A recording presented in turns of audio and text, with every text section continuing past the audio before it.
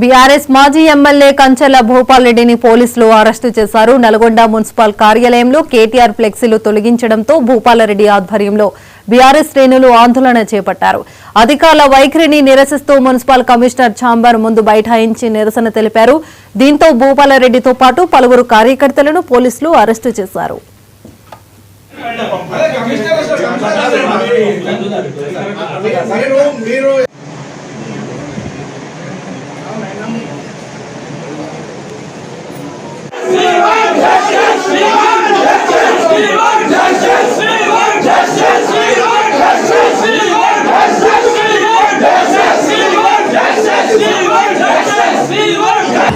పోలీసులకు రాజకీయాలు ఎందుకండి? ఏమక్కర్నే మీకు రాజకీయాలు? ఎవరికి అధికారం శాశ్వతం? మేము 10 ఏళ్ళు ఉన్నాం ప్రభుత్వంలో.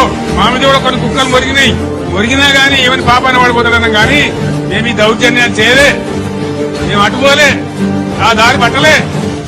మేము ప్రజల సంక్షేమం కోసం పనిచేసినాం, 24 గంటల కరెంటు కోసం పనిచేసినాం, పేద ప్రజల ఆకలి తీర్చాలని పనిచేసినాం, ముసలి మురిగ వాళ్లకు 2000 రూపాయల పెన్షన్ ఇచ్చి ఆదుకున్నాం. ఎంత చెప్పినామో అంత అమలు చేసి చూపించినాం.